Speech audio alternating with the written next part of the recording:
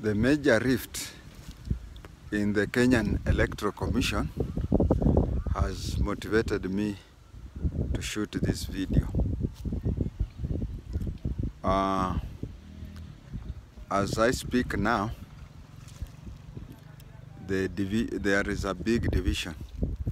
Actually, Raila Amolo Odinga is saying that Chebukati should leave his office and give it to Cherera. One thing is that I don't know whether Raila's advisors advise him or he is the one who advises his advisors, because if he has legal advisors, they will tell him that for one to be leave alone, there is the acting capacity. For example, if Chebukati dies today or resigns or vacates for any other reason apart from resigning or even resigning, whoever will hold the seat will be holding it temporarily until another chairman is elected. Madam Cherera has 2 master's degrees, but the law says for you to be the chairman of the IEBC, you have to have the qualification of a judge of the High Court of Kenya. I leave it at that. But I'll come back on, you see, the camp is so divided that whatever happens, people will have to go home. But it will happen after this case has been over, and I'll comment on that later. I want to start with the historical facts about elections in Kenya, especially on heads of the Electoral Commission. When Kenya attained independence, the British left an expatriate by the name of Montgomery. Montgomery was graded as supervisor of election, and he was attached to the AG's office. He used to work directly with the district commissioners. District commissioners were in charge, were the returning officers of all elections in a district. And all elections in a district were all constituencies in a district and all wards in a district. Montgomery worked until the incident of Henry Pius Masinde Muliro, which I will record later and emphasize. But as of now, Henry Pius Masinde Muliro complained about the elections, and he rang Montgomery and say, he called for a recount of votes, and the district commissioner refused. We had a few district commissioners who were notorious for rigging. One of them was called Ben Makosewe. Ben Makosewe was the district commissioner for Kirinyaga, but he was taken to Trans Nzoia specifically with instructions to rig out Henry Pius Masinde Muliro. Imagine you being the district commissioner and the automatic returning officer for all constituencies and wards in your district, but another district commissioner is taken out from elsewhere to come and rig elections in your constituency. You could do nothing because it was powers from above. When elections were called, Henry Pius Masinde Muliro had 60% and Mr. Kirwa had 40%. But the district commissioner just said that reversed. When Henry Pius Masinde Muliro said he wanted a recount, he refused. Henry Masinde Muliro moved out of the hall, went to his house, called Montgomery. Montgomery accepted for a recall, and when he called a press conference and said there will be a recount, when Pius wanted to, either Pius wanted to call Montgomery or Montgomery wanted to call Pius, Henry Pius Masinde Muliro, they found that those were landlines and somebody had cut the lines.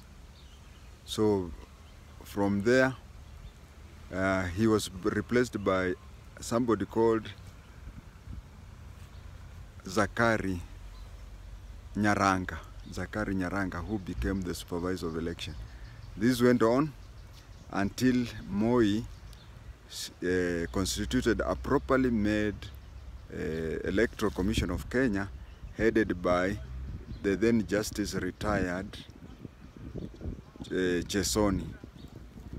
The vice chairman for Chesoni was Mwadhani Mbaka, a former magistrate.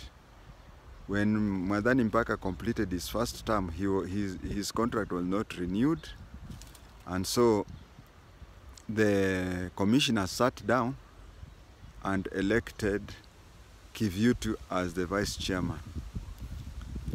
When Chesoni was made a chief justice, Kivyutu was made.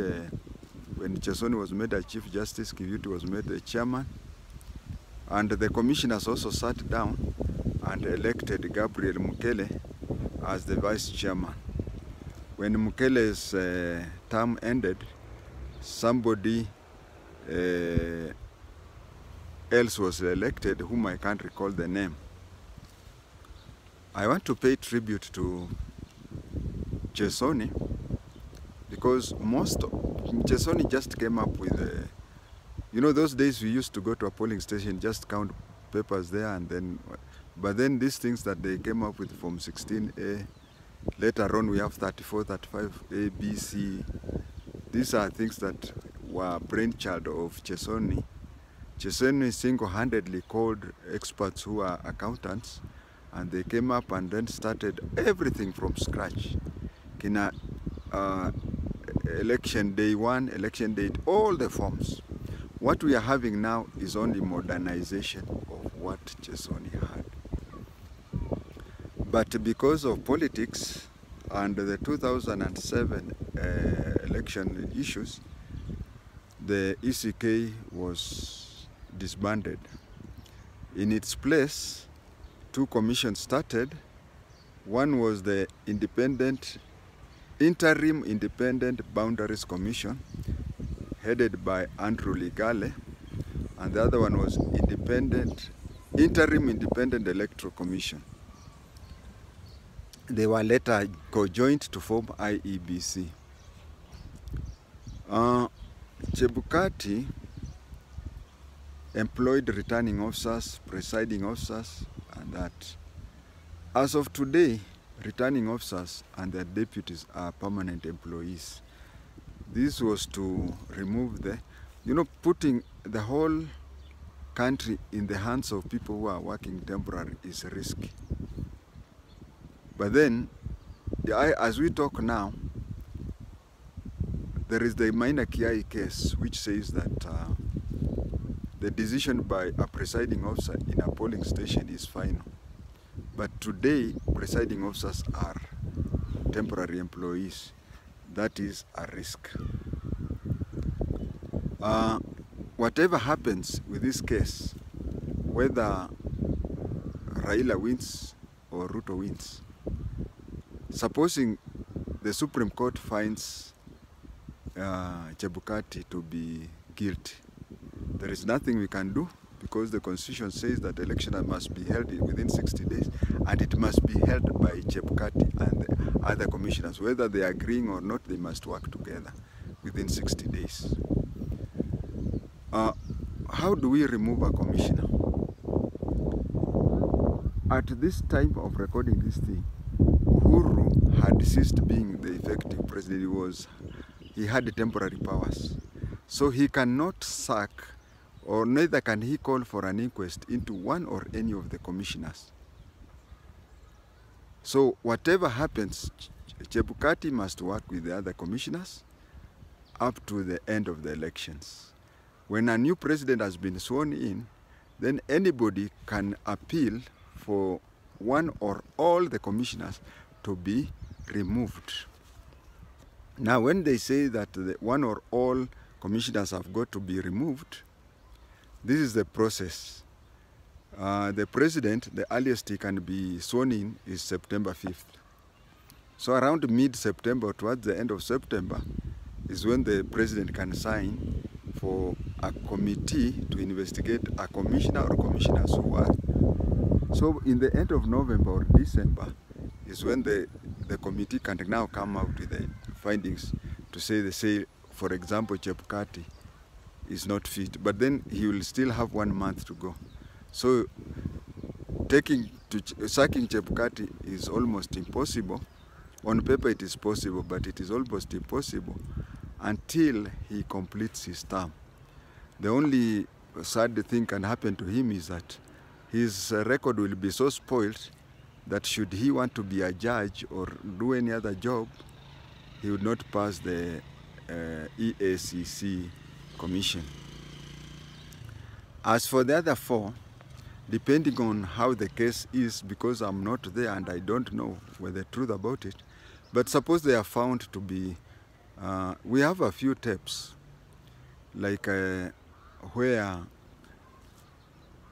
there is one tape that is in public domain, where Tuju is pushing one of the commissioners, Nyengenye, he's telling him what to do. The Electoral Commission is independent, they get no direction from anybody. So after this case has ended, that tape can be used to remove the 4 commissioners.